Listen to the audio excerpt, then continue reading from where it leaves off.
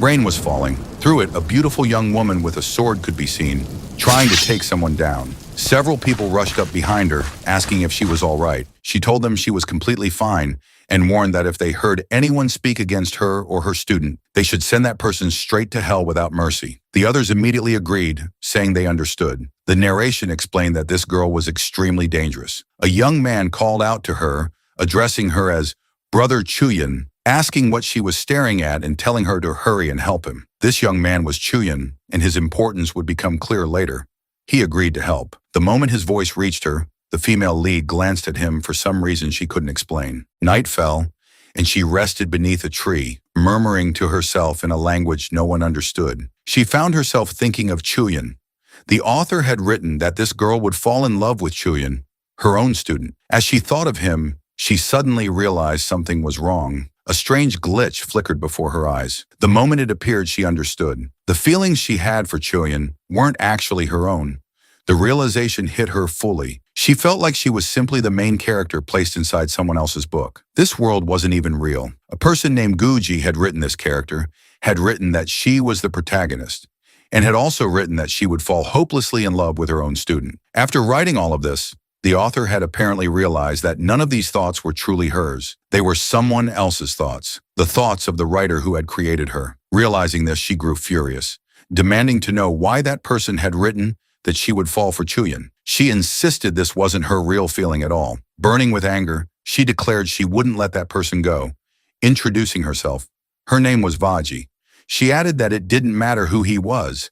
He would die. The scene shifted to reality. Coffee was being poured, and a young woman remarked that the man was a writer. They were on a blind date, and she explained that her aunt had told her he was a writer, so she wanted to know what stories he'd written. He explained that his mother had arranged many blind dates for him and that he used to make some effort for each one, but eventually grew too bored to bother. For this date, he admitted, he hadn't prepared anything at all. The girl thought to herself that she hadn't expected all writers to look this unkempt. Her impression of him had clearly soured. She asked if he was even listening to her. He coughed and then launched into a long boast. He claimed to have written many stories, that there was no better writer in the world, that he'd written enormous, sweeping stories spanning every social class. He kept rambling on. Listening to all of it, the girl became genuinely exasperated. He added that he drew inspiration from looking at his goddess. She asked if he could speak in normal human language. He replied that he was currently trying to write a fantasy novel. Hearing this, she concluded he was clearly some kind of online writer and asked how much he made a month and whether he could even cover her cab fare. He insisted he had no shortage of talent and made a great deal of profit, though in truth it wasn't much.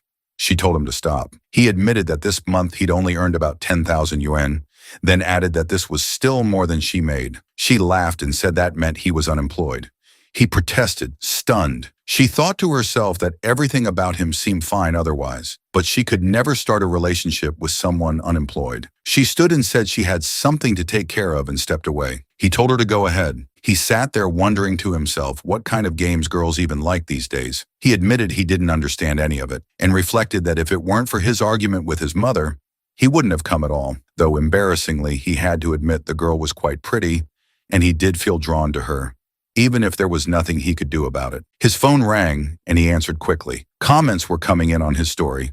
Seeing the comments, he felt inspired and decided to keep writing, saying he wouldn't rest at all. He needed to write the next chapter. He paid for the meal, the girl had eaten for free, and left. The scene shifted. Night had fallen, and he arrived at his house, noticing the darkness since he hadn't turned on the lights. Once in his room, he knocked on his roommate's door. His roommate Yang answered, another writer like himself. The first man asked if Yang had eaten. Yang confirmed he had.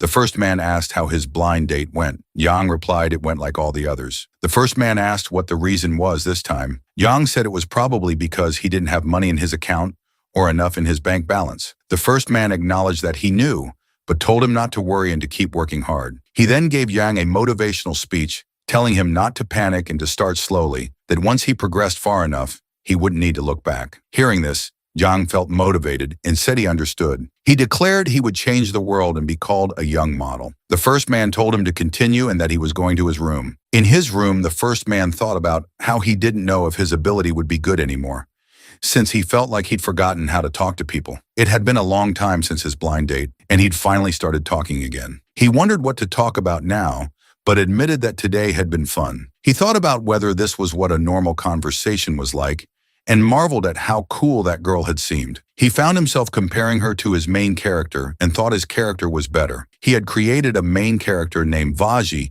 who seemed quite good and surprisingly similar to that girl in terms of attitude. He described her as the strongest cultivator in the world and praised her. He thought to himself that if he made another character exactly the same, he wouldn't be able to distinguish between the main character and the side characters. He mentioned something about Jojo and another character, but said he'd forgotten the name. He was simply thinking about what story to write next. Suddenly, he felt an inexplicable cold from behind him, as if it was coming from his back despite the window being in front of him. Before he could understand it, a sword appeared right in front of his face. He realized someone had thrown it at him, and he was shocked. A moment later, a girl appeared right in front of him. He was confused and asked who she was, but she told him that if he wrote any more, she would kill him, no matter what happened to the world or the sky. He was stunned and shocked that a girl could be here. He asked who she was.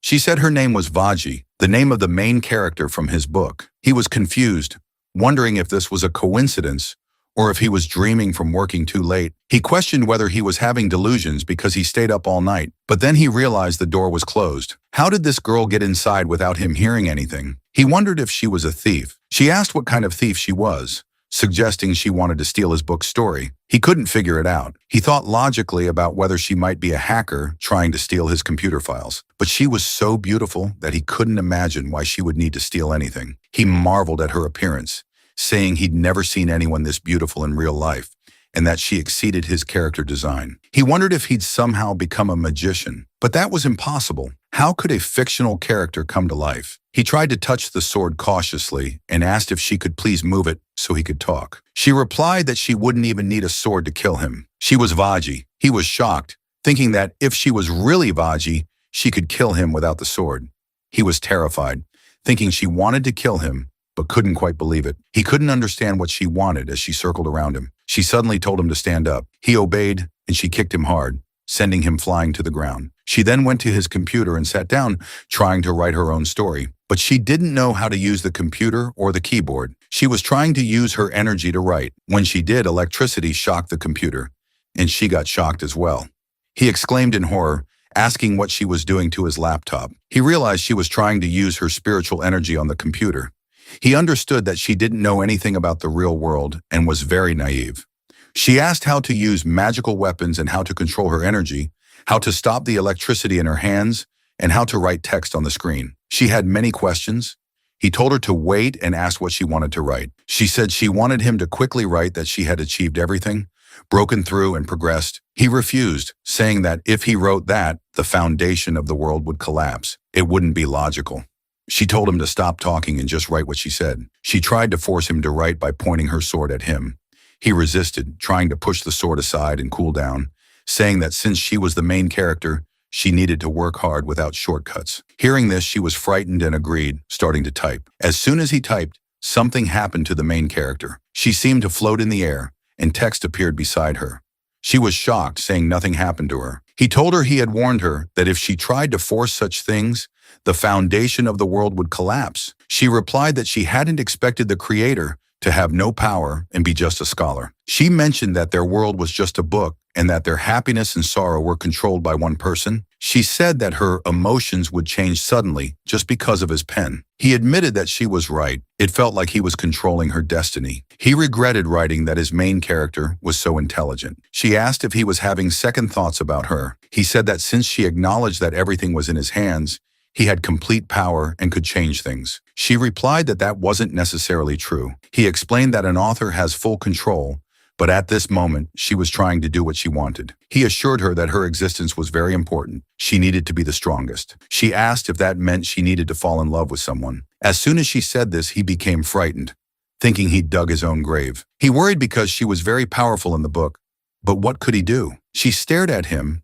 and he thought about what to do. She said that she wanted to do what she wanted, not what was written. She told him that as an author, he had influence and power, so he needed to correct the story. She was serious about this. He agreed, saying he would try to change things in the next round. She continued to stare at him. He felt like his mind would explode.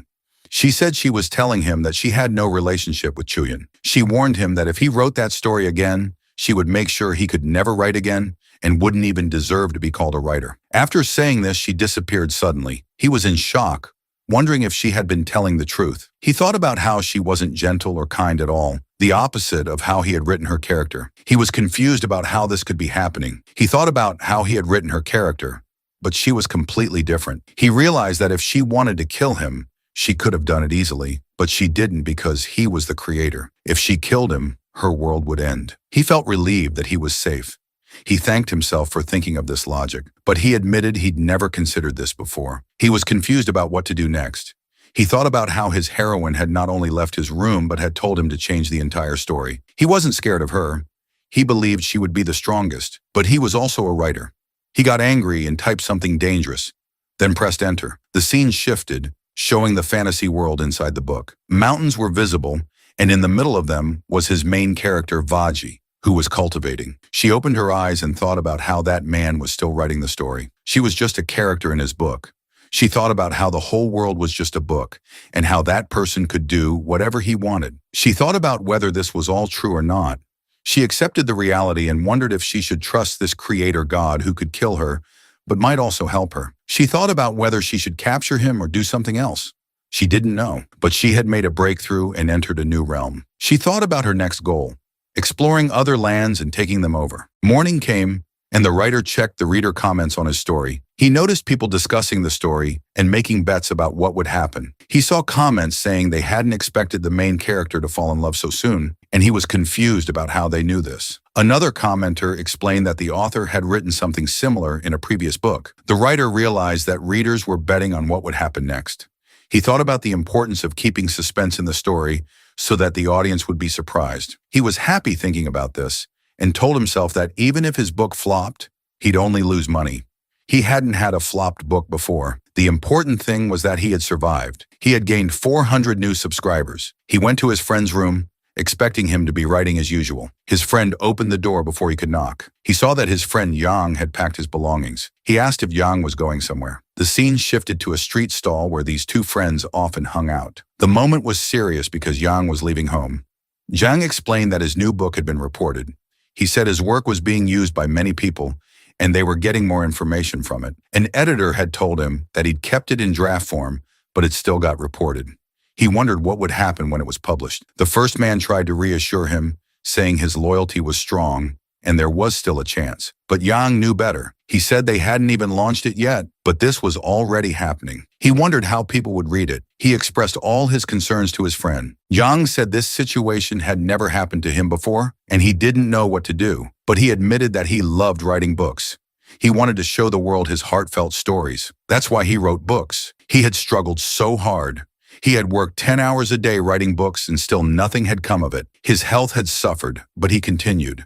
He explained all of this to his friend, who listened silently. The first man admitted that Yang worked harder than he did, having seen him writing while delivering food. Yang said that this time he wouldn't succeed, and his parents were waiting for him to succeed and lift them out of poverty. But now he understood he needed to face reality and live a normal life. The writing world wasn't for him anymore. He said his pen might not even belong in this world. He was leaving. The first man understood but told him that even though he was poor and struggling, he had gained a good friend. If Yang ever needed help, he should ask. Yang agreed, saying they lived in the same city and could still see each other. He wished that the first man's new book would be a hit. He said goodbye and left on his bicycle with his packed belongings. The first man felt discouraged thinking about Yang's situation. He reflected that his own situation was similar. He had dreams but couldn't fulfill them. His first book hadn't made much progress, and he could only do slightly better. But he had no control over his family since they didn't pressure him much. He was lost in these thoughts when he noticed a girl running past him. She bumped into him slightly. He wondered where she came from and why she was running so fast without making a sound. He noticed she was a gaming streamer, an introvert who was running away. He realized she lived in the house next to his. Zhang had mentioned she was a gaming streamer. He thought she must be struggling with her streaming, which is why she was going out to drink. He thought Zhang might like her. The scene shifted again. He arrived home thinking the place was boring with no one to talk to. But suddenly a sword appeared, and he realized his main character, Vaji, had returned. He was shocked and asked what the last sentence he wrote meant. Was he begging for death? He laughed and thanked her. Hearing this, Vaji was shocked that he was thanking her. He expressed relief that she was there so he could talk to someone. She was confused, asking if he was drunk or high, saying he was crazy. He asked her to move the sword aside so they could talk. She suddenly realized she'd forgotten what the last sentence was. He suggested that since she acknowledged he was the author, with all the power, she should just ask him to write what she wanted. She was furious, saying she wouldn't fall in love with Chuyin just because he wrote it. She demanded he change the story. He tried to reason with her, saying she could fall in love with someone else if she didn't want Chuyin. She replied that she wouldn't fall in love with anyone, asking why he thought she needed to. She refused to think about it. She stared at him intensely, telling him to change the story. He became frightened and tried to explain, but she demanded he say something. He admitted he couldn't change the story now. She was shocked at his refusal. He showed her his phone, explaining that the script was already public, so he couldn't make changes now that people had commented. When she realized this, she told him he would die. No one could save him now. He panicked, begging her to wait, saying he could change things, asking her to stop. He tried to convince her and asked why she was here. She was confused by his question. He explained that this could be dangerous for her and asked her to think about the reason. He suggested it was important that she had a divine mind and that her body and soul were completely separate from her physical form. She questioned whether her body existed or if she was just a soul. He was trying to trick her by making her doubt her existence. She checked her cultivation experience and realized her body did exist. She asked what would happen next. He explained that he could make changes for her and that by taking risks, she could avoid danger. She agreed to ask if he would help her. He said yes, admitting that based on her appearance and other factors, thinking too hard would tire her mind. He pointed out that if he couldn't control himself in this world and someone else controlled him, how would he feel? If he knew he was a character in a book, he would feel terrible. She should know that she was dependent on someone else, and he could help her. He successfully traps her in his narrative logic. Hearing this, she asks suspiciously if our smooth-talking scribe is genuinely going to help her. Our guy nods aggressively with the confidence of a man who just realized he has no plan whatsoever, asserting that yes, absolutely, and explaining that given her magnificent appearance and all her traits, he is sure overthinking these cosmic anomalies will completely drain her mind. He notes that if a character inside a book realizes they are being controlled by an external force and cannot even control their own thoughts, it must feel incredibly tragic, adding that just thinking about it makes him feel deeply sympathetic toward her. He points out that she clearly knows she is currently dependent on his all-powerful pen of destiny, so he will help her. Hearing his speech, the girl stares at him, completely falling for his trap, and finally agrees. Our guy concludes that she has tried her way, but it clearly didn't work.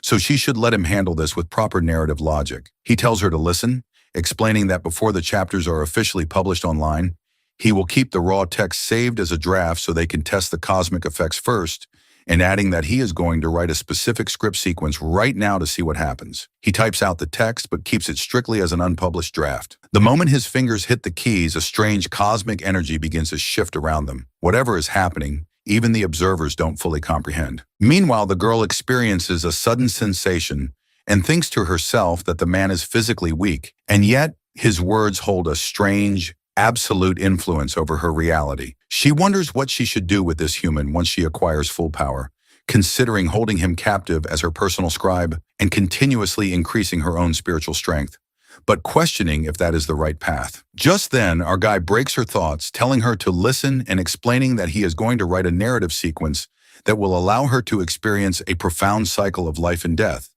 noting it will be an incredible experience for her character arc while explaining a bunch of plot points. The girl cuts him off sharply, telling him that he thinks he knows her perfectly just because his hands wrote her existence, but warning him and asking what he thinks will happen if she delivers a heavy blow to his face if he utters another word. Our poor guy instantly panics, stammering to ask why on earth she would hit him since he is actively helping her resolve her plot crisis. He points out that the female lead he designed was incredibly elegant, beautiful, and magnificent, and questions if it isn't an absolute surprise that a regular human managed to construct her entire universe. He urges her to think about it rationally because according to her world's parameters, he is essentially a supreme god, and reassures her that once her character arc is successfully completed, she will be able to completely break free from the book boundaries. Hearing his elaborate explanation, the girl contemplates if such an outcome could truly be possible, admitting that this man is indeed the one who constructed her entire reality and concluding that she accepts these terms. Seeing her back down,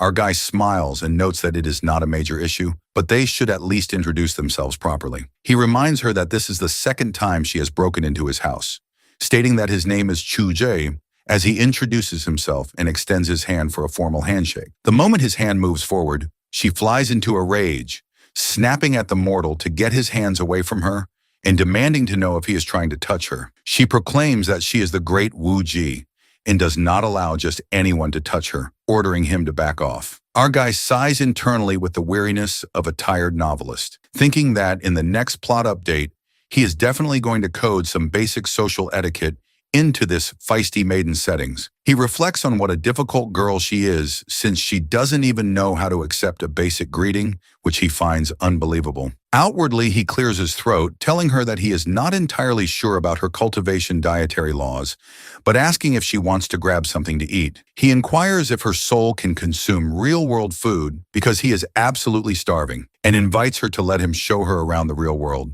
The scene shifts to a bustling outdoor marketplace where our poor immortal is about to have a culture shock special. The girl looks around, completely mesmerized and stunned by the modern environment. Just then, they pass by a local woman talking loudly on her phone to her boss, explaining that she is completely stuck in a massive traffic jam and promising to be there as soon as possible. Hearing this, Wuji is thoroughly bewildered about what on earth those people are talking about. She observes people clicking photos, while others are engaging in modern activities. Suddenly, her eyes lock on to a casual smoker lighting up, and she gasps in awe, genuinely wondering if this ordinary mortal is secretly a powerful fire cultivator. She genuinely believes the man is a powerful fire cultivator, manipulating raw flames. She analyzes the pedestrians in bewilderment, thinking that these clueless mortals possess absolutely zero spiritual aura whatsoever. She reflects that a phenomenon where mortals walk around with zero aura usually only happens when an entire civilization achieves immortality, wondering if that means everyone in this world is an immortal deity. Just then, two regular guys walk past, casually chatting and apologizing to each other after a minor bump. She watches them, completely mind-blown by how real that world is. Our guy walks beside her and chuckles, telling her that in this world, everything is exactly as she sees it, and suggesting that they walk and talk while checking things out. He adds with a grin that she should come on so he can treat her to a taste of literal heaven. The scene shifts to a local noodle shop where steaming bowls of noodles are served. Our guy digs in and asks if she wants to try some. When asked, the girl nods slightly, indicating her curiosity. Seeing her response, our guy calls out to the shopkeeper to bring them another bowl of noodles, and the vendor shouts back that it is coming right up. Within moments, a fresh bowl of noodles is placed directly on their table. The girl observes the dish, takes a bite, and her eyes instantly light up as she wonders how something this incredibly delicious can exist there. She devours them happily, reflecting that it is amazing and that she hasn't consumed anything that wonderful in ages.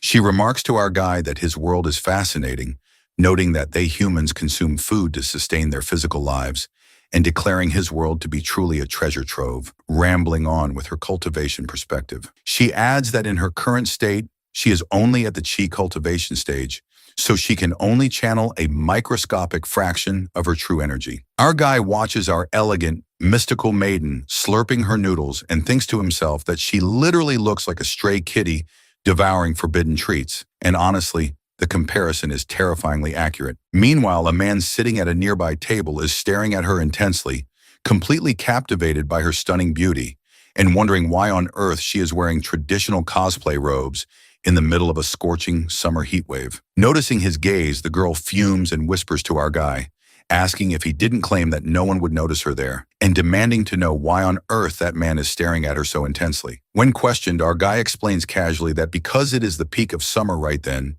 and she is wearing highly theatrical, heavy robes, people are literally just wondering if she isn't feeling hot in that. Hearing his explanation, she pouts instantly. Our guy quickly covers for her, calling out to the staring onlooker with a straight face to not mind them, explaining that they are actually travelers from another dimension, or basically aliens. Hearing this absurd excuse, the onlooker just gives them a thumbs up and quietly walks away.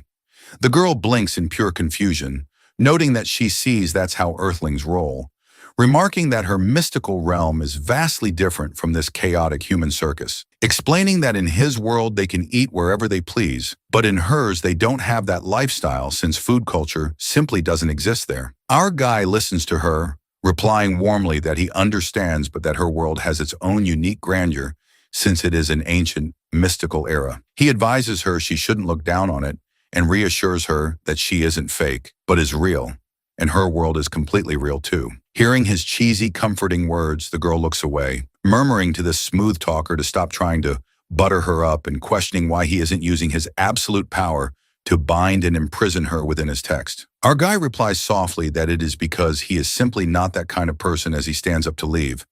And the moment he utters those words, the girl is struck by a deep, silent realization.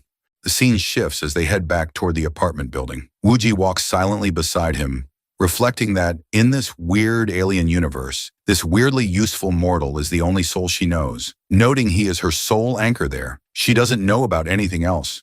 And she doesn't even know if she can successfully survive in that realm where concepts of wealth and poverty are so stark. She concludes that to truly comprehend this world, she must follow him closely for now and cooperate with him.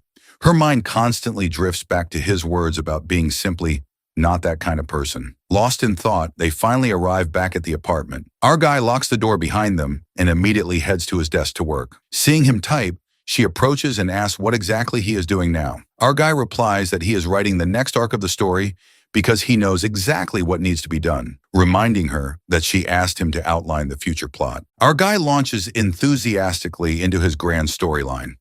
But the moment plot point arrives, our furious maiden's eyes widen in absolute murderous horror. Our guy explains cheerfully, because apparently he has a death wish, that after this arc, our heroine will face off against a massive, venomous entity known as the Lord Snake, and that during the climax of the fight, she will accidentally fall straight into his venomous pool, causing her body to be heavily poisoned. Hearing this catastrophically terrible plot twist, our outraged maiden violently grabs his poor manuscript and shreds it into confetti, screaming that this is absolute garbage, calling it completely unacceptable, and demanding to know how on earth he can let a disgusting snake poison her body. Our guy tries desperately to reason with the rage beast before him, telling her to wait and explaining with the desperation of a condemned man that at that exact same time, her disciple Shudian will be right outside the cavern, and by pure accident, he will discover the hidden fruit that serves as the perfect antidote to the snake's venom, explaining that Chudian will obtain the antidote to save her life. Hearing this absolute nonsense, our temperamental goddess fumes,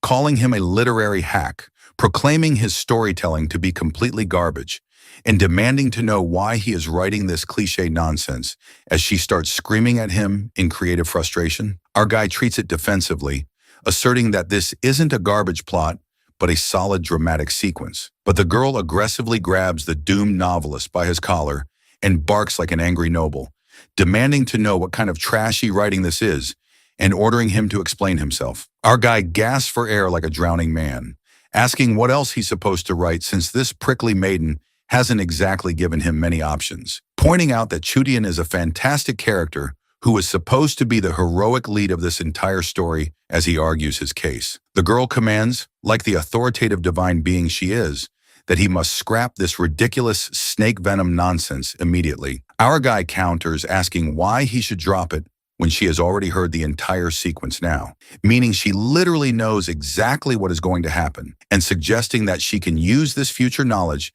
to ensure the snake never manages to poison her in the first place, noting that if she remembers this plot point, he won't be able to trick her. Hearing this surprisingly decent logic, the girl stops her tantrum and ponders that, okay, maybe this makes sense, since because she now knows the future events of her world, she can actively alter the outcome before it even happens, ensuring that way that even the creator won't be able to force the plot on her. Our guy clicks his tongue and offers an alternative, suggesting he can just write that she finds the antidote herself at the very bottom of the pool, ensuring she never has to interact with her disciple for help. Hearing this, she narrows her eyes, remarking that it really feels like he is just desperately trying to avoid changing her overall story and accusing him of not being genuinely willing to help her at all. Our guy defends himself, telling her that it is her life and she should hold absolute control over it, asserting that he is merely giving his absolute best to assist her through her narrative crisis and suggesting they just see how things unfold. Wondering if perhaps this is simply destiny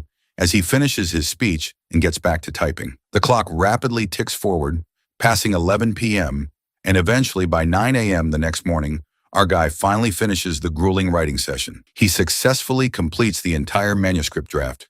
Guding, his head is spinning completely. He looks up and notices the girl standing by the window, staring deeply at the morning sky. Our guy approaches her and asks what she is doing over there, wondering why she doesn't try to interact with things herself. The moment he asks, the girl looks back and murmurs that she does not know how she can interact with anything when she knows absolutely nothing about this world, explaining that before she touches anything, she needs to fully comprehend it first, worrying that she might accidentally break his objects, and bluntly pointing out that besides, he isn't even rich. Her blunt words pierce through him like a literal arrow. Our guy winces, noting that hurt, and telling her that to truly comprehend this world, she has two great options, explaining she can either read comprehensive history books or watch real-world dramas to understand human behavior. Hearing this, she ponders that books make complete sense to her, but wonders why on earth she would ever need to watch a drama. Our guy smiles, telling her to come on and let him show her, inviting her to check it out. He grabs the TV remote and presses a button. Instantly, a highly intense romantic kissing scene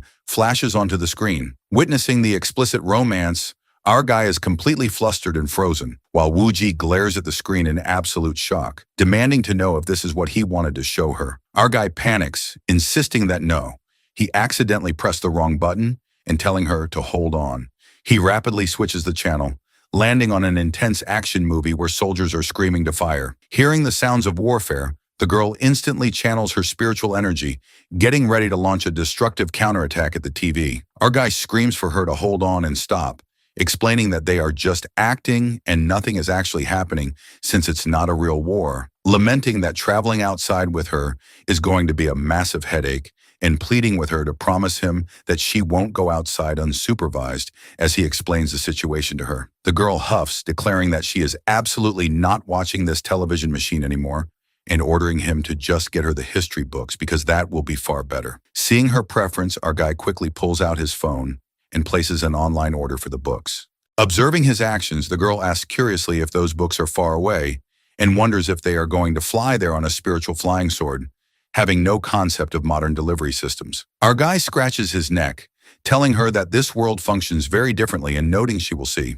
As he explains it to her, she suddenly steps incredibly close to his face, demanding to know how much time it will take to arrive. Being in such extreme physical proximity to her gorgeous face, our guy blushes furiously and stammers that it will take a little bit of time. Hearing his answer, she nods, deciding that is fine then, and she shall wait, announcing she will go stay in that empty room and wait there because she does not want to disturb his work. After uttering these words, she turns away, blushing fiercely for some mysterious reason. Our guy reflects that she is right, but notes this is the first time in his entire life he is actually sharing an apartment with a girl. Just then, she looks back and questions what kind of expression that is on his face, ordering him to explain it to her because she doesn't get it at all, and adding that anyway, they are officially living together now, albeit in separate rooms. Our guy walks over to check the empty room and scratches his head, noting that there isn't even a bed in that room. Hearing his concern, she dismisses it, stating it doesn't matter at all.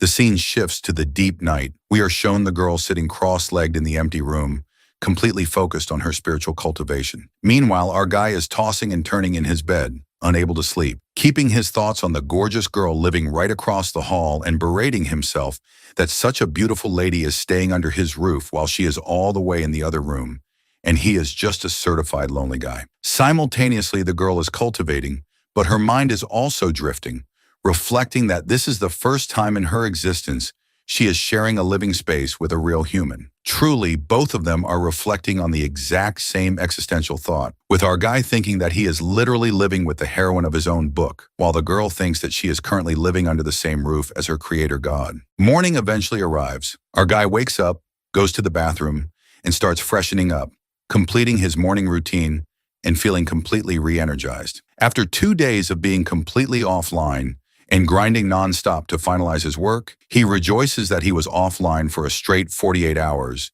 to clear that manuscript and notes it is now officially done, calling it absolute bliss and wondering how Wooji will feel about the update. Our guy feels incredibly fresh after achieving his massive writing milestone, but the moment he steps out, he freezes. The girl is standing right there, staring at him intensely, and our guy hadn't even noticed her approach. He gasps, questioning what she is doing there, and asking why she didn't make a single sound. Wooji ignores his panic and commands him to move to the side a bit. Our guy stammers that there is just a towel and a toothbrush here and nothing else. Hearing this, she asks curiously what exactly a toothbrush is. Based on her urgent expressions, it's highly obvious she urgently needs to use the restroom. Our guy explains that she puts it in her mouth like that to clean her teeth, guessing she has never seen her use one before. Hearing his explanation, she flies into a pure misunderstanding rage, screaming that he just had that object inside his mouth, and now he wants to put it inside hers. She furiously grabs him by his collar, hoists him up, and throws him completely out of the bathroom, barking at him to get out of there right now. After slamming the door, she rushes inside. Our poor guy crashes onto the floor outside, groaning that he was just explaining how the object functions, clarifying he was obviously going to buy a brand new one for her, and asking why she threw him. In reality, the poor girl desperately needed to relieve herself because of the heavy real-world food she consumed the previous night, but our guy completely misread the situation. Once his brain fully registers what just happened, he slaps his forehead, realizing he totally forgot she ate a massive bowl of noodles the night before, calling himself an absolute idiot, noting that to digest real food, a human body obviously needs to use the restroom, and worrying about what will happen if she gets completely fed up and leaves him. Shaking off his panic, our guy realizes he needs to grab some essential supplies for her, so he quickly heads out to the market. A while later, the girl steps out of the bathroom and notices that the apartment is completely silent. Her creator is nowhere to be found. She panics internally, wondering if he got genuinely angry at her and guessing perhaps she crossed the line. Her face flushes with absolute embarrassment and guilt. She quietly walks over to the living room and sits on the sofa, murmuring dejectedly that he isn't there, wondering where on earth he went, and worrying that he must be deeply upset with her. The scene shifts to a short while later. Our guy arrives back at the apartment carrying several shopping bags. He steps into the living room and locks eyes with the girl, who is staring at him with an incredibly innocent, quiet expression. Before she can even apologize, our guy holds up the bags and smiles, telling her to look because he brought some supplies and breakfast for her, and adding that yes, he thinks they really need to sit down and have a proper, mature conversation. He sets the food on the table, pulls out a fresh bun, and begins eating. He addresses her seriously, telling her to look because he has officially written out the entire plotline, and warning her that she cannot just go around bullying and throwing people, reminding her that he is a good guy. He continues that they need to establish some ground rules, noting he knows she believes her entire destiny is written by his hand, and explaining that because of that responsibility, he accepts that he must treat her character with absolute care. However, he adds that she also needs to take structural responsibility, warning her that she cannot just physically assault him whenever she pleases, reassuring her that he doesn't want her to feel trapped by his pen, and explaining that he doesn't expect her to respect him blindly just because he is her creator, but emphasizing that they must maintain mutual respect for each other. Our guy was genuinely upset because she kept physically launching him around whenever she lost her temper. Hearing his heartfelt speech, the girl looks down guiltily and softly mutters that she is sorry and will find a way to repay him for everything. Our guy replies that if she wants to stay in this realm, she must thoroughly observe, comprehend, and adapt to the laws of this world. He lays down several essential conditions for her. She asks for an example, and our guy explains that, for example, she must respect the modern societal laws, and she desperately needs a proper change of clothes, among other things, concluding she has to start living like a modern human. Following his advice, the girl logs onto an online shopping platform to check out modern fashion. But the moment her eyes scan the prices and the explicit styles of modern clothing, she is completely scandalized. She gasps in absolute horror at those kinds of outfits, asking if he is seriously telling her that women wear those skimpy clothes in this world. She fails to comprehend modern fashion, thinking it is completely absurd, but reasons that perhaps this world functions on completely different parameters than hers, so this must be considered normal there. She turns to our guy and commands him to go bring her those clothes, adding that as for the financial cost, she will fully repay him later with interest, telling him to consider it a formal loan. Our guy raises an eyebrow, agreeing that is fine, but asking how exactly she is planning to repay him wanting to know her plan. Before she can respond, our guy cuts in, explaining that she cannot just cross back over to her universe, grab mystical treasures, and bring them there to sell because her physical body isn't even here, since this manifestation is purely her spiritual soul, telling her she needs to understand that. Hearing his point, she pouts in frustration. Our guy continues that furthermore, her sword and her current robes are literally just a spiritual illusion constructed by her aura, warning it would be entirely unlawful for this world if she brought fictional artifacts to sell there. He adds that she also cannot just go outside and perform supernatural stunts or shows to make quick cash because he knows her character perfectly since he is the one who wrote her, noting she possesses immense absolute pride as the strongest cultivator, so she would never resort to doing cheap street performances. As our guy breaks down her personality, the girl grows increasingly annoyed, wondering how on earth this human knows her psychological traits so perfectly and finding it infuriating. Our guy offers a real solution, suggesting that in fact, she can actually write web novels online so that way she can earn her own independent income. But explaining that to do that, she will have to use his bank account so that the earnings can be processed legally, calling it a viable path. However, he explains that to register for anything official, she strictly needs a legal identification card. The girl blinks, wondering if an identification card is like a life tablet or a sec token. Our guy nods, confirming that exactly. Just like a status token in her world, it is an absolute necessity, adding that without a card, whether an Aadhaar card or an ID card, she cannot perform a single legal activity in this world, warning that navigating this realm without one will be a total disaster, and noting that obtaining one legally for a manifested character is incredibly difficult. Hearing the obstacle, the girl suggests if they cannot simply purchase a status card with money, or perhaps just take someone else's card. Our guy scoffs, asking if she is telling him that people in her universe can just casually swap status tokens and life tablets like that. The girl looks away, admitting that is true and noting she understands she needs to learn the rules. Our guy points out that the real question is whether she can actually write a compelling story. The girl fires back that that part is fine, but counters that the real question is whether he can actually afford to maintain her living expenses until her book starts generating profit, demanding to know if he possesses enough funds to sustain them. Hearing her blunt financial question, our poor guy goes into absolute shock, contemplating grimly that if his novel career completely tanks, he guesses he will literally have to go work a grueling shift at a factory to feed them. But internally, a sly idea sparks in his mind as he wonders what will happen if he uses his author powers to secretly tweak her character settings, reasoning that if he rewrites her slightly to turn her into a master storyteller, she will be able to pump out absolute masterpiece novels, which he considers a brilliant scheme. Meanwhile, the girl showcases her pride, firmly stating that she has absolutely no need to rely on cheap tricks because she is the great Wu Ji and will easily scale the highest peaks of success in this world, telling him he doesn't need to stress his small mind about it. Our guy smiles, noting that is fine, but adding he can still offer her some solid creative guidance and advice. The girl scoffs that it is sweet of him to offer help, but points out his own career is completely struggling, demanding to know how on earth he is planning to support her or handle their expenses. Our guy responds firmly, telling her to listen because he is not backing down and can easily support one person. He adds that to make this work, she must strictly follow 3 specific rules, explaining that first of all,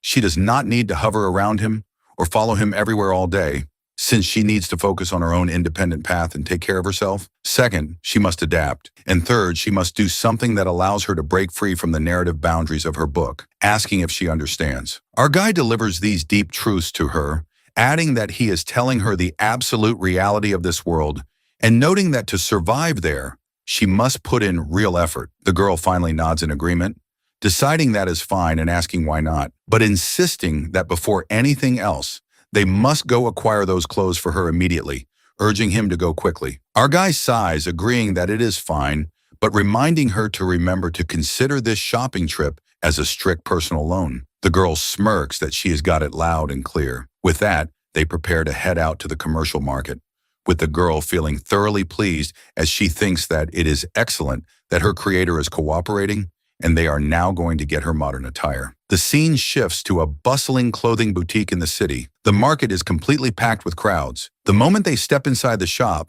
The female sales clerks instantly lock their eyes onto Wuji, gasping in absolute awe at the beautiful lady, wondering where on earth she got that magnificent traditional costume, noting it looks absolutely stunning on her, and praising her as looking like an absolute goddess in that cosplay. Within seconds, all the saleswomen completely surround our heroine, showering her with endless praise. Wuji stands in the center of the crowd, thoroughly overwhelmed and confused, whispering to our guy to ask what kind of clothes she is even supposed to choose there, since she doesn't comprehend any of it. But before he can help, the eager saleswomen start piling dozens of modern outfits into her arms, shouting for her to try this one and try that one. Seeing the mountain of clothes, she is completely bewildered, having no clue what to do, while our guy just quietly sits down on a lounge chair, watching the spectacle. Finally, the girl points at a specific outfit and announces she will try that one, quickly rushing into the dressing room to change. While she is inside, one of the sales clerks approaches our guy with a warm smile, remarking that his girlfriend is absolutely stunning, and noting that honestly, those outfits suit her perfectly since she looks so adorably shy while selecting them. Our guy chokes, questioning the mention of a girlfriend.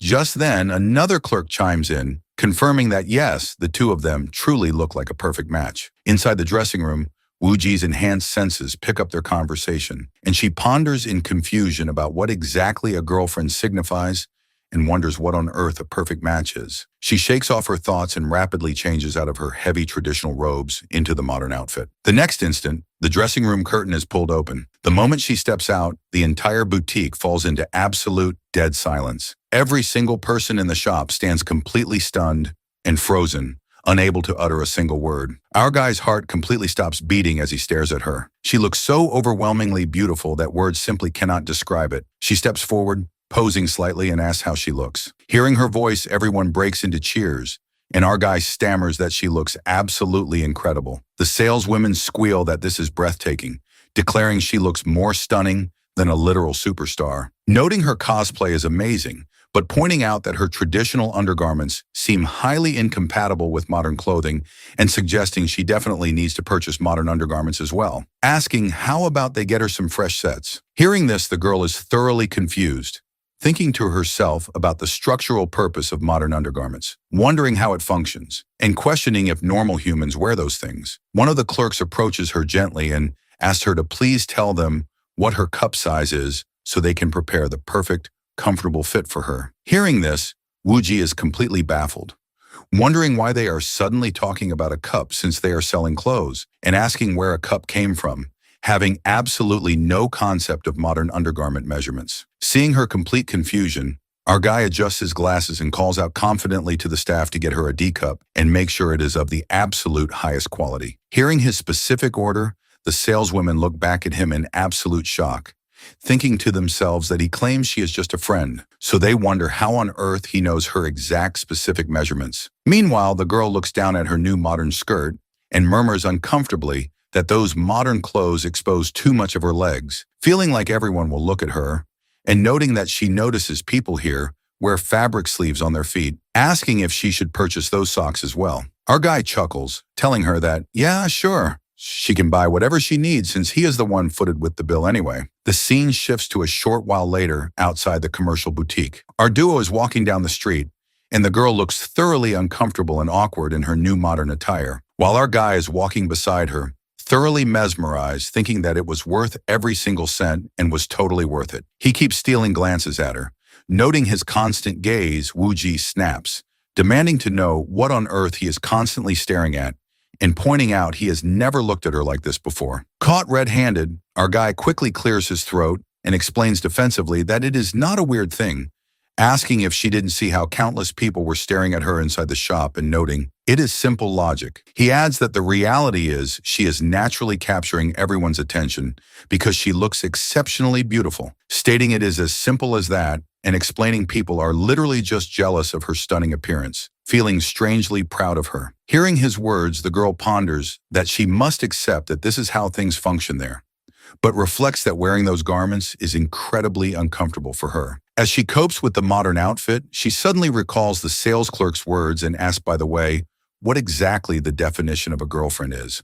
Our guy freezes, thinking that she heard the saleswomen, and tries to explain it using her world's terminology, asking if she recalls the concept of a Tao companion in her cultivation universe, and noting it is basically like that. Explaining it signifies two individuals who are closer than regular friends living in a formal romantic relationship. Like them, for example. He somehow manages to patch together an explanation, but the girl immediately presses further, asking what the exact meaning of a perfect match is. Hearing her follow-up, our guy stammers that a perfect match is like when two Tao companions are structurally perfect for each other and live together in absolute harmony.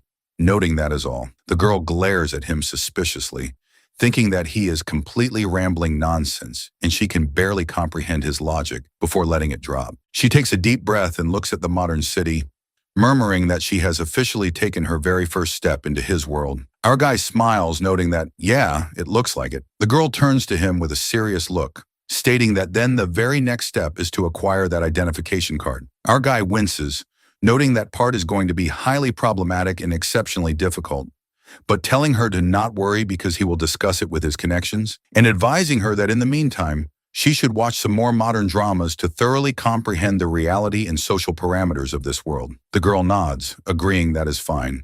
As she watches a drama sequence, she asks curiously if this massive city showcased on the screen is called Shanghai, noting she doesn't get it. Our guy corrects her that, no, that is actually Nanjing, and explaining they don't need to focus on the city specifics. Following that, she fires off a relentless barrage of questions about modern infrastructure, public transport, and various urban elements, and our guy patiently breaks down and answers every single query. Finally, she points at a visual on the screen and asks her last question, wondering if that is a mystical fruit and noting it looks incredibly delicious. Our guy smiles, explaining that it is actually a strawberry cake, a wonderful baked dessert. Suddenly, the girl falls into a deep, absolute silence. Noting her sudden quietness, our guy asks what happened and wonders why she suddenly stopped talking. She looks away, deeply immersed in her own analysis, thinking that this man actively writes these beautiful stories because he wants to escape his own mundane reality, and reasoning that is why he became a web novelist,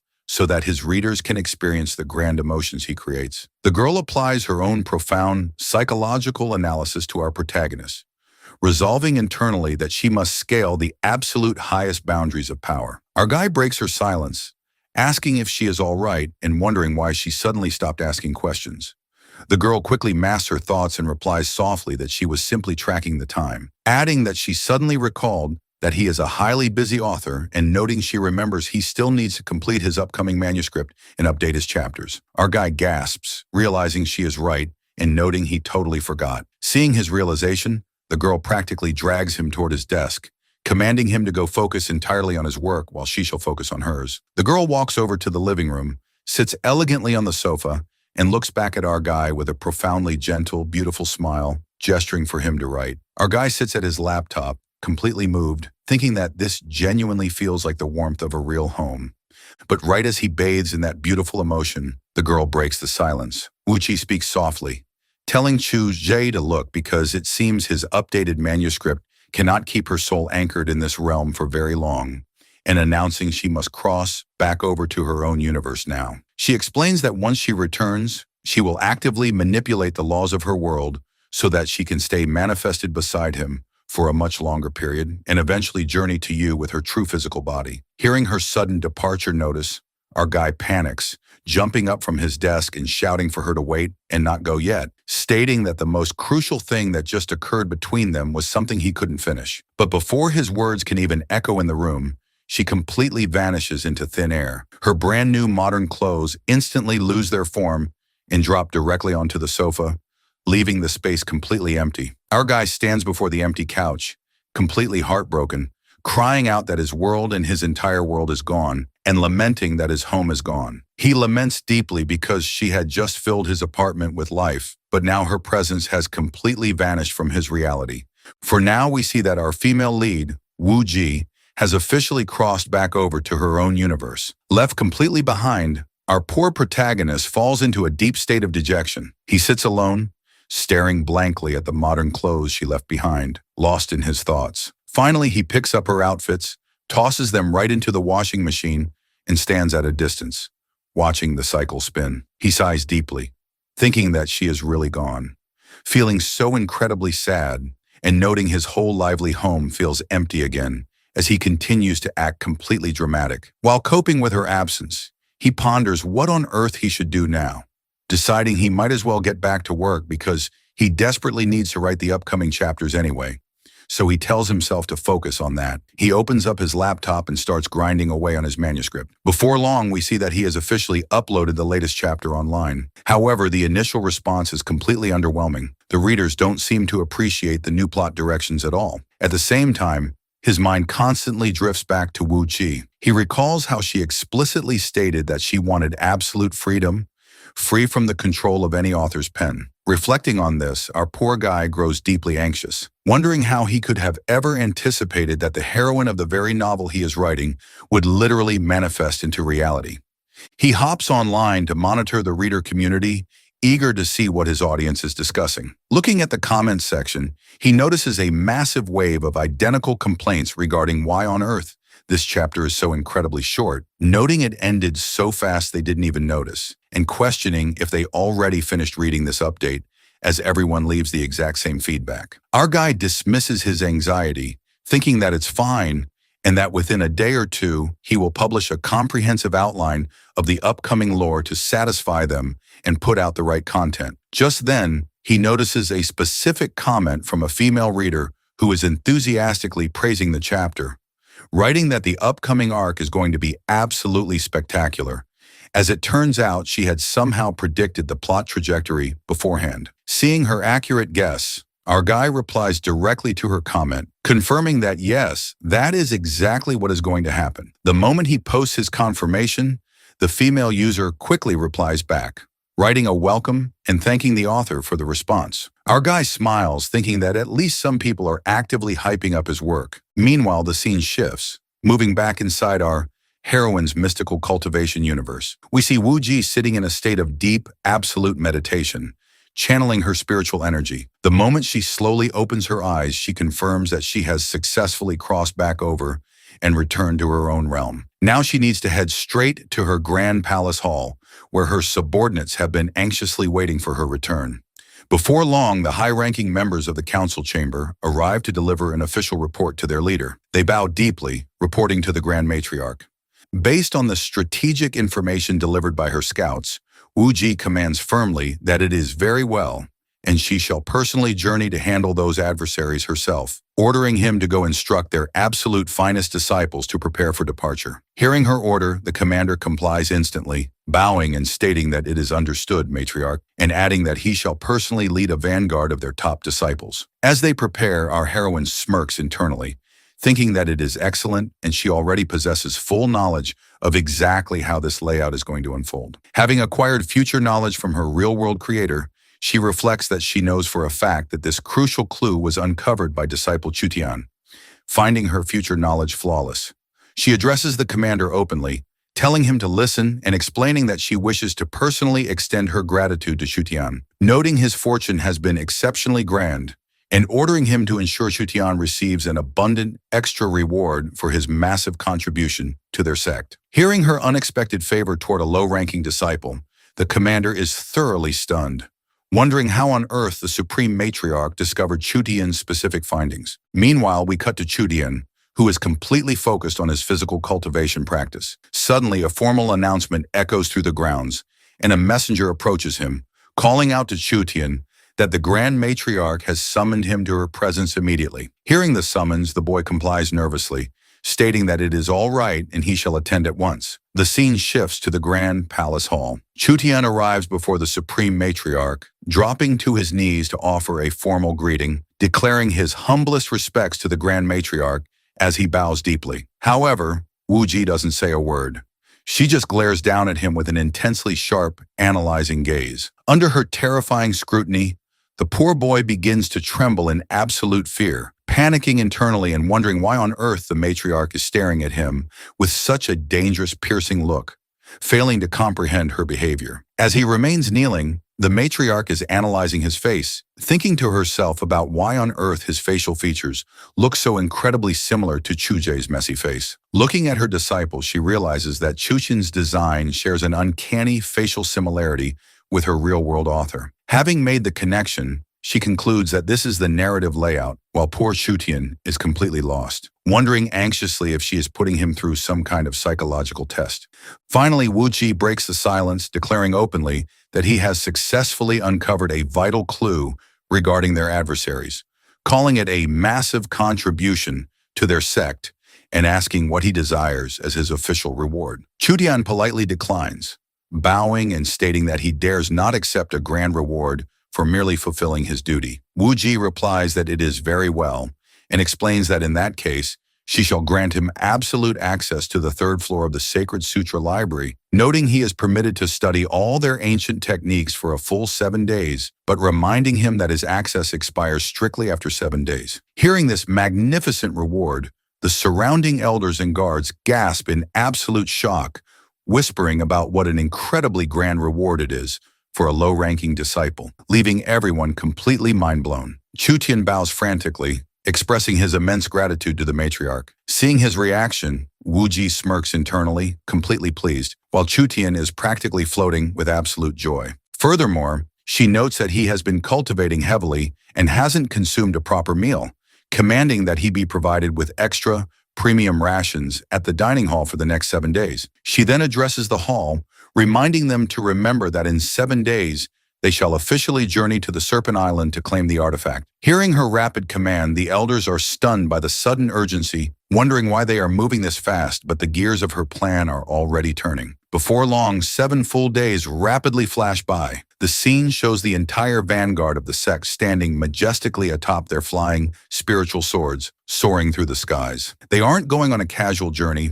They are flying straight into a brutal battle against the Supreme Serpent King. We see Chutian flying alongside the vanguard. Meanwhile, Wu Ji observes him from the front, reflecting that Chutian's current cultivation level is still exceptionally low, and admitting she doesn't even know if he can successfully survive this brutal clash. Feeling a wave of concern for her disciple, she leads the charge, thinking proudly to herself that she already possesses full knowledge of every single ambush and trap waiting for them, because her creator God explicitly outlined this entire battle sequence in his draft, and reasoning that as for Chutian, his cultivation will naturally progress through this trial anyway. She commands out loud to advance at maximum speed and follow her closely, and the vanguard roars back in unison that they will, addressing her as matriarch. The scene shifts instantly to the battlefield on Serpent Island.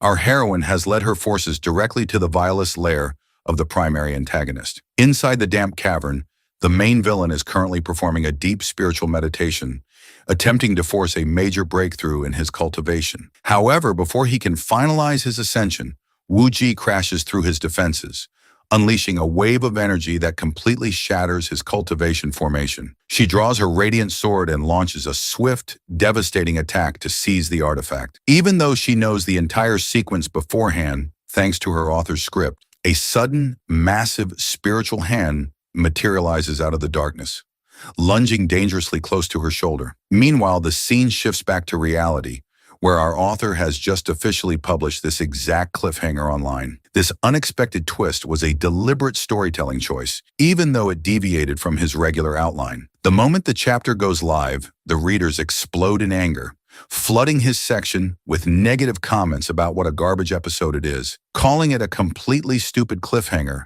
and demanding to know why. Our guy defends his choice, reasoning that if he didn't create this intense cliffhanger, he wonders how else he is supposed to set up the grand climax for the next chapter, calling it basic narrative pacing and comparing it to how the author of Jujutsu Kaisen deliberately chose to end Gojo just to progress the overarching plot, admitting that honestly he is deeply sad about Gojo's demise too, but explaining that as a writer, he understands the necessity. The scene cuts back to the cavern, where the monstrous villain reveals himself, trapping our matriarch in his gaze. As he extends his massive hand, Wu Ji drives her radiant sword straight into his palm. Pierced by her blade, the villain laughs maniacally, addressing her as Grand Matriarch Wu Ji and marveling at what an intoxicating spiritual fragrance radiates from her physical body, declaring this is going to be incredibly exquisite and telling her to just wait and see what he does to her. Hearing his vile boasting,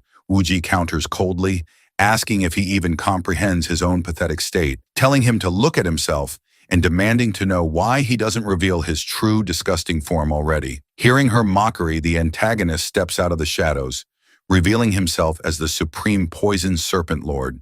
He laughs mockingly at her words. Wooji snarls that despite his status as a high-level villain, he appears exceptionally weak to her eyes, telling him to listen to her and explaining she journeyed there today, knowing he has been hiding in this cavern for a full day, desperately attempting to force a breakthrough. She points out that, however, he completely failed his ascension, his defensive formation was delayed, and she has already utterly destroyed it, declaring that now it is only a matter of time before she completely subjugates him, and warning that once she shatters his remaining core, he will have no choice but to obey her commands. Hearing her deliver a flawless breakdown of his secret schedule, the poison serpent lord goes into absolute shock, panicking internally and wondering how on earth this girl possesses intimate knowledge of his exact cultivation state, questioning if she has been covertly monitoring his every move, or if this is a massive tactical trap orchestrated by her sect. He sneers out loud, addressing her as Sect Master Wu Ji,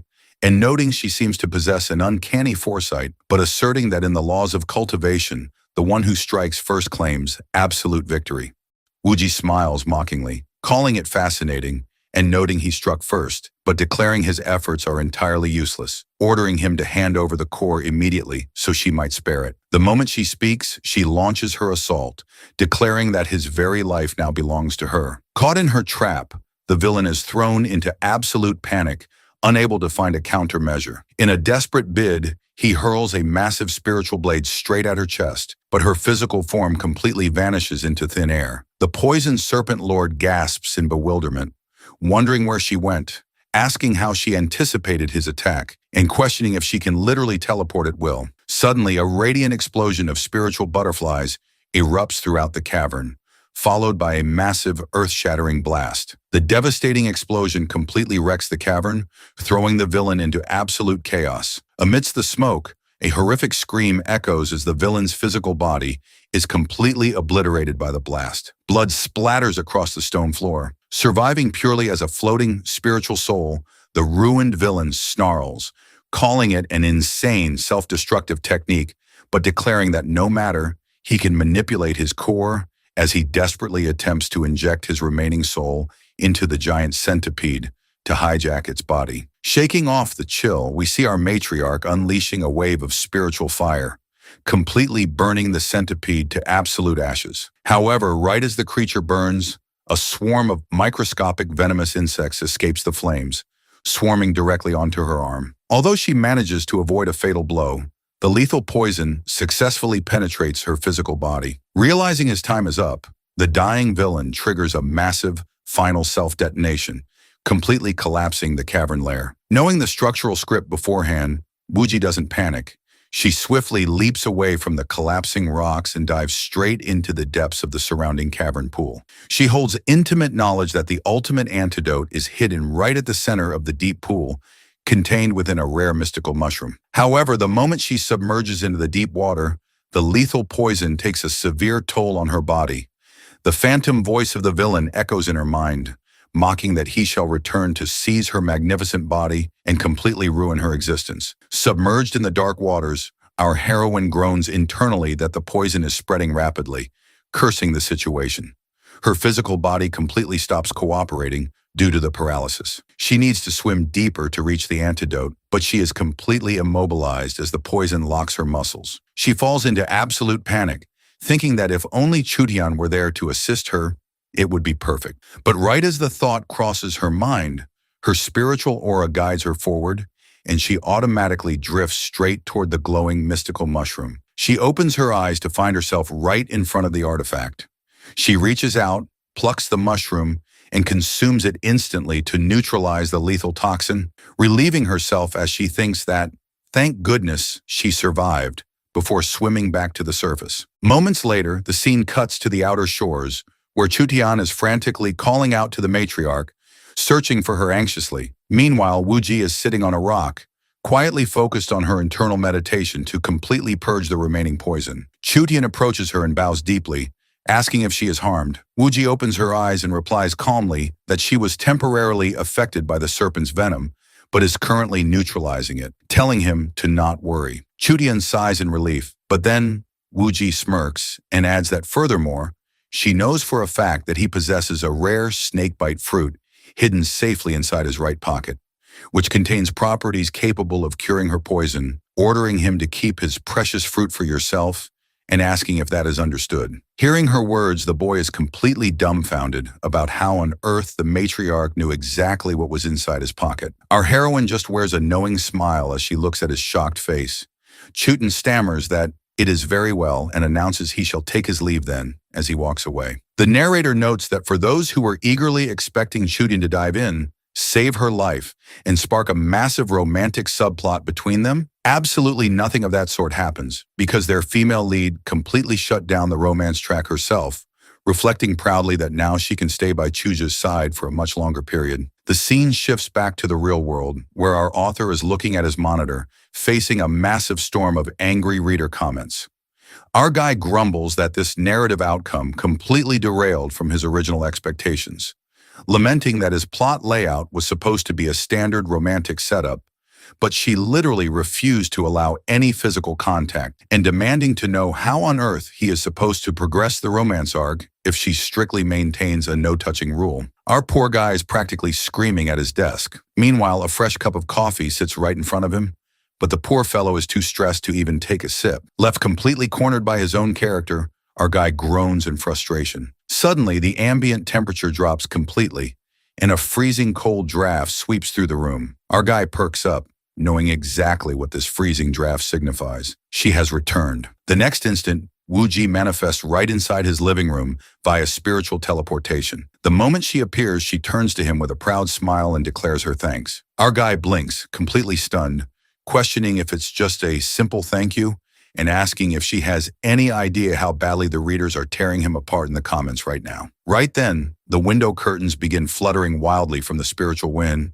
and water starts overflowing from the kitchen sink because our messy guy left the tap running. Wuji ignores the mess and states proudly that anyway, she has successfully settled the entire serpent encounter and is entirely confident that her choices were completely correct, noting she knows exactly what he wrote in his draft as she addresses him directly. Our guy is busy drying his dishes, muttering that it is fine and whatever. He looks at her and asks if, by the way, she was heavily poisoned during the climax, wondering if she is completely healed and asking if she got hurt anywhere. Hearing his concern, she replies softly that no, it was exceptionally easy, adding that frankly, throughout her entire vanguard, there wasn't a single person besides Shutian who even bothered to check on her condition. She notes that in that regard, his character behavior is quite similar to his, explaining that even though he is the one writing his actions, that character still possesses an independent presence, and expressing her belief that his character should be granted more autonomy over his own thoughts. She shares her observations about her universe, reflecting on how her creator holds absolute control over Shutian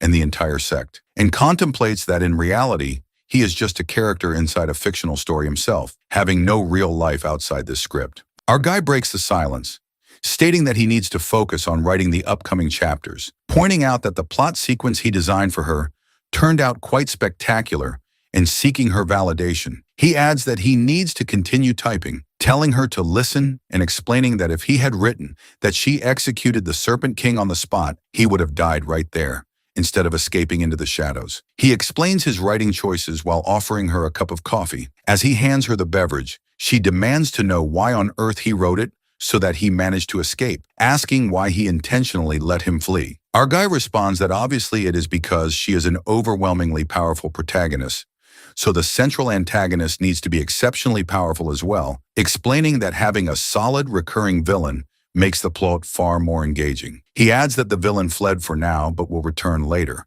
pointing out that if he died on the spot, he would just have to invent a completely new villain to replace him. Hearing his explanation, she glares at him intensely, meaning a lot more brutal battles are waiting for her in the future, as she remarks coldly that he seems exceptionally proud of his author powers, holding the destiny of an entire universe in his hands, which she calls wonderful.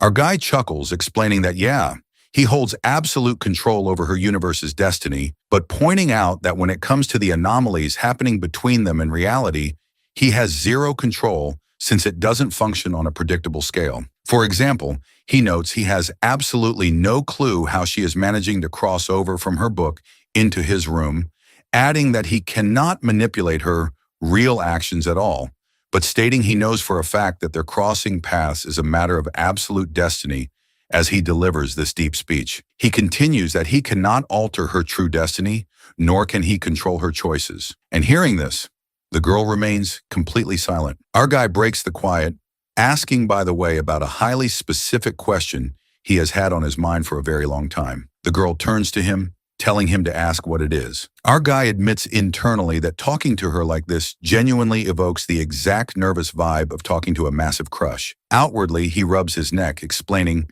that if he utilizes her sex spiritual cultivation methods to improve his own physical body, it would be absolutely amazing. And asking if, since those methods work flawlessly for her, he can try practicing them himself, wondering if he can learn her cultivation. The moment he asks this, the girl ponders that she can certainly instruct him in their arts, but notes there is a massive physiological difference between their bodies, explaining that although their human structures are fundamentally similar, his real-world energy parameters are entirely separate. She channels her aura, creating a small sphere of energy in her palms. Our guy observes it, analyzing that perhaps the spiritual energy in their realm is vastly different, maybe being significantly thinner or structurally altered, as he babbles a bunch of theories. The girl cuts him off, asking deeply that, since he has written countless lives with his pen, she wonders if he has ever contemplated the possibility that he himself might just be a character trapped inside someone else's book, asking how that would feel for him. Our guy quickly waves his hands, panicking and pleading with her to not even say things like that. He dismisses the thought and quickly shifts the topic,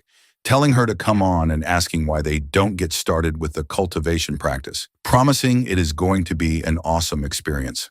Our guy is eager to learn cultivation and witness her spiritual energy. The girl approaches him, asking where he even acquired this sudden desire. Our guy replies that it is just that his world is filled with people who fill their minds with nonsense. So he simply wants to copy her ancient scriptures for reference. Hearing his motive, she asks about her ancient scriptures in his world and inquires if he wishes to view them, expressing curiosity to see what kind of knowledge exists there. Our guy clarifies that she doesn't realize he already input all her scriptures into his system, asking if she doesn't remember all those text files, and telling her that the data is massive since it occupies multiple gigabytes of storage inside his laptop. The girl nods, telling him it is very well and ordering him to pay close attention as she explains she shall transmit the fundamental principles of their mental cultivation art into his mind, adding that over the next few days, he must gradually discipline his focus and steadily practice the energy circulation. She begins delivering a comprehensive breakdown of the art, outlining what is correct, what to avoid, and the exact steps required. Our guy quickly interrupts, telling her to wait a minute and hold on a second as he calls for a pause and asks what exactly those 12 sacred sutras are, demanding to know how on earth he is supposed to circulate his raw energy through his pathways. Hearing his basic questions, the girl grows intensely irritated, thinking that he is the literal author who wrote their entire scripture lore. So she wonders why on earth he is asking her how to circulate energy. She snaps out loud, telling him to seriously listen to her and warning him to not dare complain if she physically disciplines, strikes, or bullies him later, explaining it is because he is the sole author who constructed their entire universe, and pointing out that their entire reality rests in his hands. So she questions how he can claim he doesn't know, adding that if it were anyone else standing in her place, they would have beaten him to a pulp by now.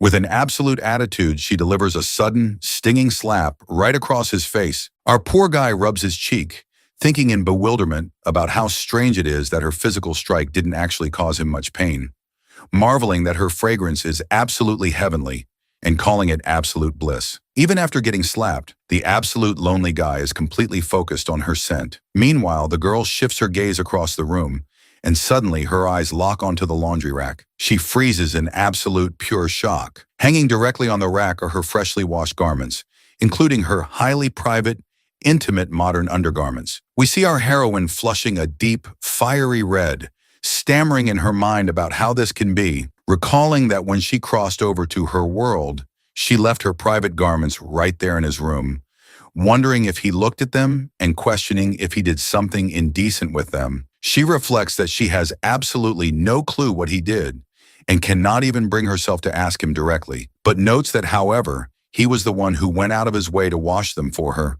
wondering how she can physically punish a man who acts this profoundly kind toward her. She turns to him, deeply embarrassed, and mutters softly that he has absolutely no need to wash those specific garments for her in the future, asking if that is understood, and announcing she shall handle her own laundry from now on. Our guy looks at her pouting face, thoroughly confused, wondering what on earth is wrong with her suddenly, failing to comprehend her embarrassment, while his mind wanders into bizarre, random lines of thought. Suddenly, the girl's embarrassment turns into absolute defensive anger. She glares at him with pure rage, and our guy panics internally, worrying that she is coming at him with that terrifying look again and wondering what he should do. But right as he braces for impact, she looks at him with a surprisingly gentle, quiet gaze. Our guy stands perfectly still. Meanwhile, the girl is reflecting on their dynamic, thinking that a solitary young man and a beautiful maiden sharing a closed living space makes her wonder if this arrangement is truly proper, but deciding it is perfectly fine and resolving she shall not overthink these mundane matters, since everything is completely fine. She continuously reassures herself in her mind that everything is fine and everything is safe. She turns to him and adds to, not worry, explaining that from now on, whenever she prepares to cross back over to her universe, she shall simply change back into her traditional robes beforehand. Noting her mind was simply scattered and confused this time. Hearing her reassurance, our guy nods, agreeing that is fine and sounds good. The girl adds that furthermore, they must strictly practice financial economy and save their money. Our guy counters quickly, pleading with her to not fill her mind with those financial anxieties and telling her to not stress herself about money at all. Our guy reassures her, adding that as for his novel career, the upcoming chapters are going to be officially published online very soon, noting he possesses some solid personal savings and fresh royalties will be rolling in shortly. So the reality is she has absolutely zero need to worry about expenses because he can easily afford to maintain their lifestyle. Hearing his financial assurance, the girl looks at him skeptically, muttering that she strongly suspects his real motive is simply a desire to see her dressed up in those modern outfits, and admitting she has absolutely no clue what hidden schemes he is plotting with those clothes. The moment the words leave her mouth, our guy explodes in protest, screaming what on earth he would even scheme with a pile of clothes, asking how she can say something like that, demanding to know what she is even implying, and questioning if she honestly believes he is a certified pervert. Our guy screams at the top of his lungs. Outside the window, a pair of birds flutter away from his loud shouting. Internally, our guy grumbles that her mind is filled with the most bizarre, distorted ideas about him. At the same time, the girl reflects on his reaction, realizing that his words actually make complete sense, concluding she shouldn't unleash her temper so easily, and admitting her anger threshold is way too volatile. Meanwhile, our guy relaxes, thinking thank goodness that at least she returned to reality safely, and wondering if she will have to journey for an extended business trip within her novel lore later. He wears a soft smile and gazes at her affectionately. Noting his look, the girl snaps, demanding to know why on earth he is smiling like an idiot. Our guy charms her away, unable to find an answer, and quickly shuts his mouth. As time progresses, her clothes on the rack dry completely. The girl changes back into her proper attire and sits down across from him. Having settled down, she delivers a sarcastic jab, remarking that a man like him has officially successfully transformed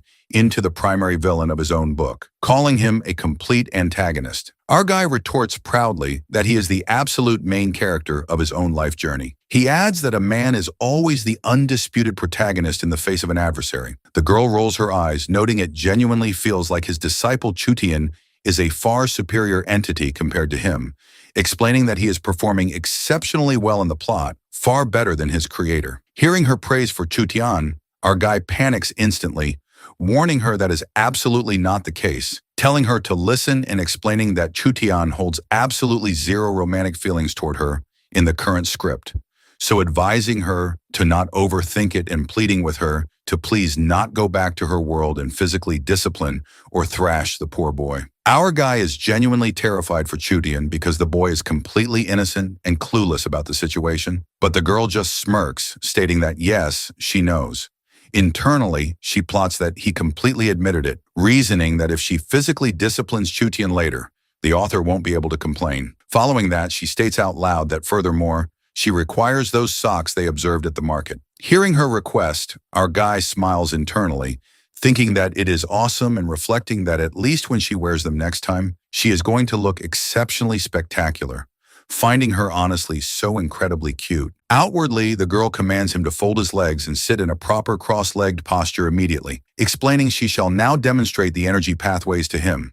She prepares to outline the cultivation vessels, adding that he must maintain this continuous posture for a full 5 days, and warning that if he fails to maintain focus, she shall unleash a brutal physical punishment upon him, asking if that is understood. Hearing the strict condition, our poor guy treasures his safety and trembles in fear, thinking that he is completely doomed and wondering how on earth he is supposed to sit in this painful posture for hours. Just then, the girl leans in exceptionally close to his face to adjust his posture, remarking that by this point, his spiritual focus should have naturally locked in. Being in such extreme physical proximity to her, our poor guy freezes, staring directly into her beautiful eyes as his heart races. But the next instant, a sharp slap lands right across his face. The girl barks, demanding to know what on earth his thoughts are drifting toward and ordering him to tell her right then. Our guy rubs his face and groans, stating that his cultivation practice session is officially completed and suggesting now it is his turn to observe her energy pathways, inviting her to come on so they can get started. However, she flatly rejects the idea, snapping that it is absolutely not happening and calling it entirely unnecessary. They begin bickering back and forth like a chaotic duo, but suddenly she firmly grabs his wrist, checking his pulse. Our guy blinks, wondering what is going on. The girl sighs heavily and breaks down his diagnosis, explaining that his physical conditioning is completely garbage. His internal pathways are exceptionally weak, and his blood circulation is thoroughly sluggish, listing every single physical flaw imaginable about his body. Our guy grumbles internally that it's not like he is a certified gym trainer or a fitness freak, pointing out he is a web novelist, an online writer who sits at a desk all day, and wishing she would cut him some slack. The girl concludes out loud that his physical constitution is completely unfit for spiritual cultivation, since his core is entirely hollow and empty. The moment she utters the word empty, our poor guy winces, noting that phrase directly pierced through his heart, questioning who even delivers a harsh critique like that, and pleading with her to please stop utilizing that word empty because it sounds completely offensive. Meanwhile, the girl just glares at him.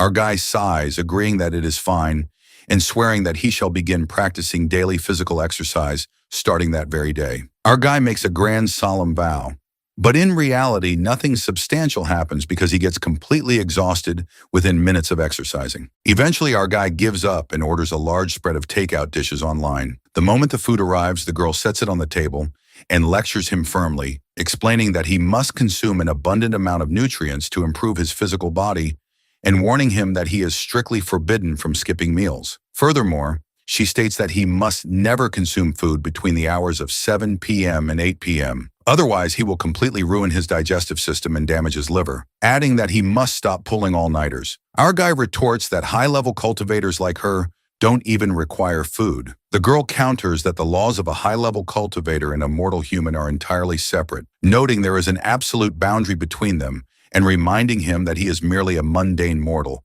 asking if he understands. Hearing her firm logic, our guy sighs, agreeing that, yeah, he gets it, and asking if following that hierarchy, he should officially address her as his master. The moment he suggests the title, the girl smirks and counters by asking if following that exact hierarchy, she should officially address him as her creator god. Our guy smiles, remarking that both of those titles sound absolutely fantastic, and suggesting they address each other, using those names from now on. The next instant, another sharp slap lands right across his face. Nursing his cheek, our guy listens as she lectures him to listen to her, explaining that consuming greasy takeout food from external vendors is exceptionally expensive and thoroughly unhealthy, and asking why he doesn't simply prepare his own meals inside the kitchen, which she notes would be far superior. Besides, she questions what the point of living in this world is if he just consumes junk, and reminds him that he isn't even rich, so he should strictly practice economy.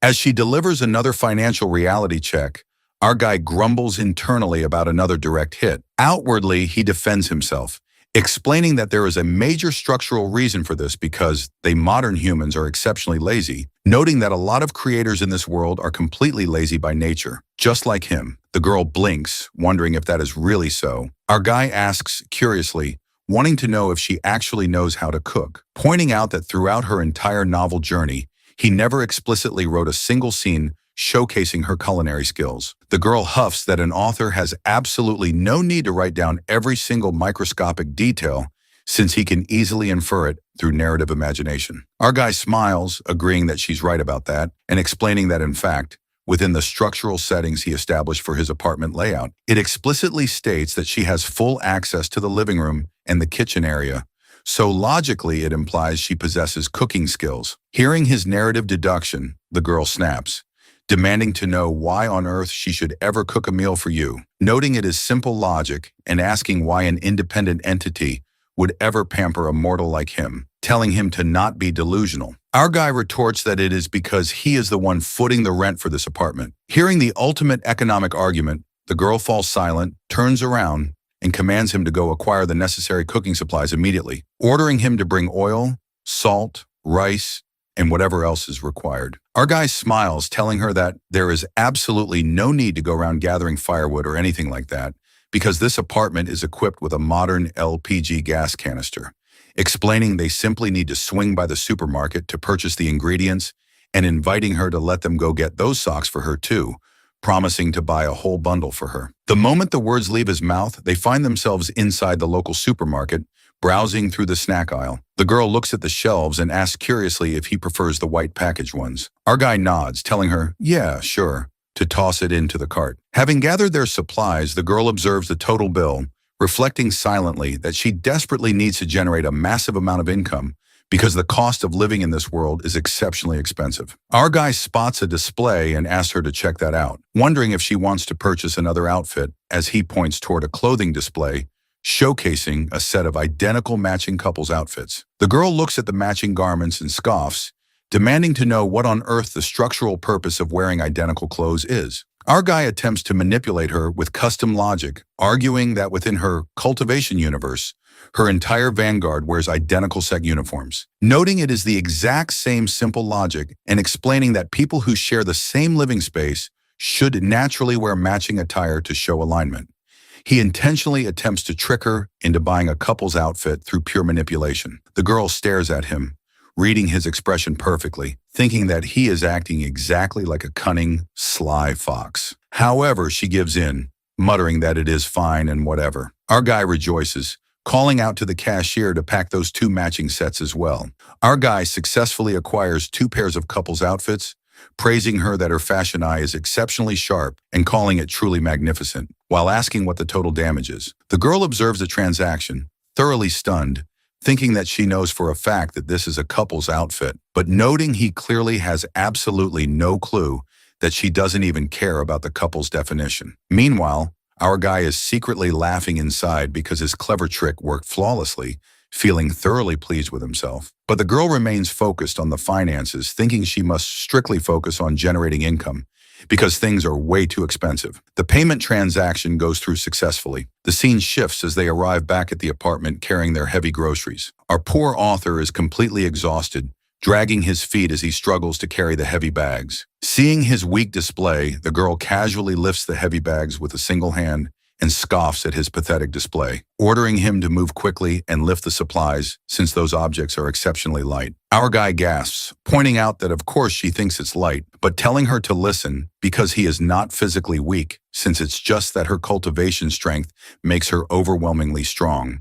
As he drops the remaining bags onto her arms, the girl huffs, telling him to then focus on becoming physically strong, and pausing to wonder if they cannot simply generate income by engaging in physical battles or taking on bounties, asking if those activities strictly require an identification card as well.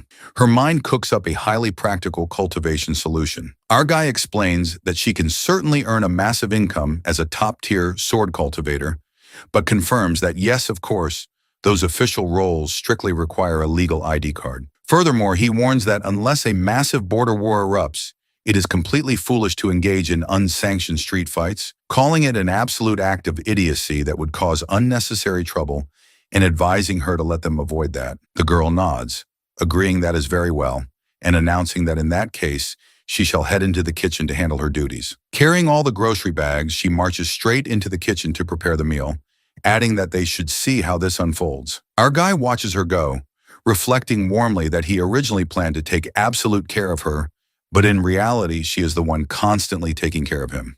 Our guy walks into the kitchen to check on her, only to find her standing completely frozen. It turns out the modern gas stove isn't functioning because the canister is empty. The girl is currently washing her hands at the sink. The moment she rinses her hands, a sharp, unpleasant odor from the neglected kitchen wafts through the air, causing her to cough violently.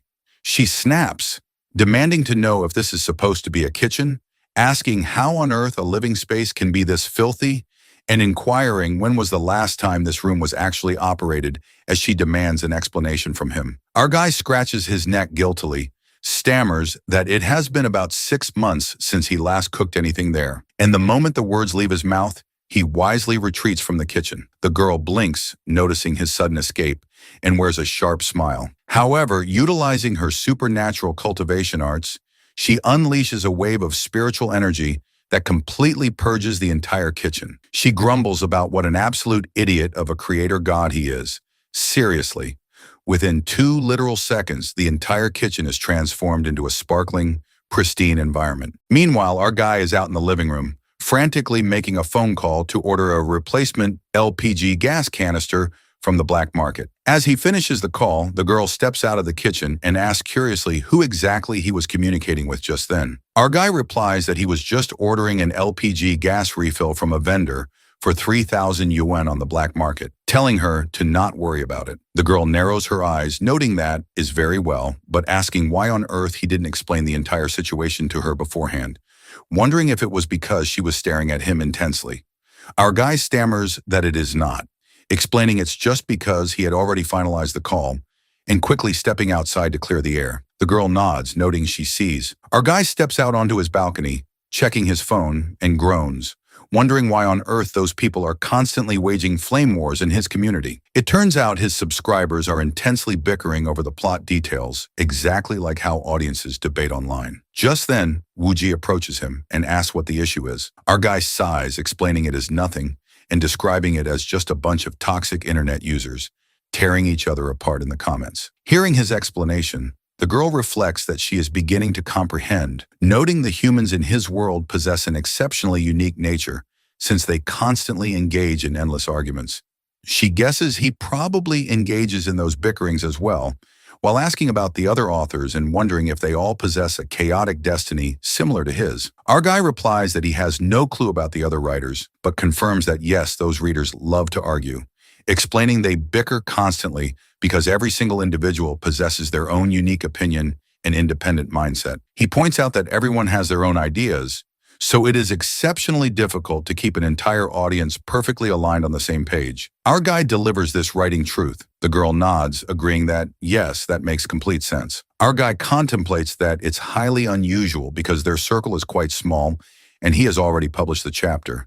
Yet the chaos continues. He feels completely lost because the readers are launching massive arguments in his section, sighing and wondering seriously what is going on there. He successfully pushed out the chapter, but the girl is still safely manifested beside him. The girl looks at him and asks curiously if this recent update turned out to be a positive development for his career or a negative one. As she asks her question, she reflects silently, wondering if his career struggles are causing him immense stress. Our guy responds that no, it's actually a highly positive development for him, admitting he was deeply terrified that if his core original readers stopped reading his book, it would be an absolute disaster since finding a brand new audience is incredibly difficult. But he notes it's fine, and new readers will eventually find his work, suddenly remembering that speaking of reading, her history books arrived a couple of days ago. The moment he mentions the books, the girl is thoroughly surprised that they arrived that fast. Our guy smiles, assuring her that, of course, modern delivery is exceptionally swift, and telling her that here she should thoroughly study them as he hands her a stack of 3 to 4 comprehensive history books he had ordered. The girl flips through the pages of the history books, processes the timeline, and scoffs in absolute disbelief at a mere 5,000 years of recorded history, calling his civilization's entire timeline exceptionally young and brief. Hearing her historical critique, our guy retorts that, from a cultivation parameter, she is basically an ancient lady, but tells her that jokes aside, The reality is she shouldn't take their timeline scale too seriously. He explains that the authors constantly write all sorts of absurd, exaggerated parameters in books, noting that, to be completely honest, their actual civilization spans exactly this timeline, but is continuously evolving, and explaining she needs to understand that across their history, one empire ruled, then another took over. The girl absorbs his words and nods, noting that is very well. Following that, she sits down on the sofa and begins deeply immersing herself in the history books.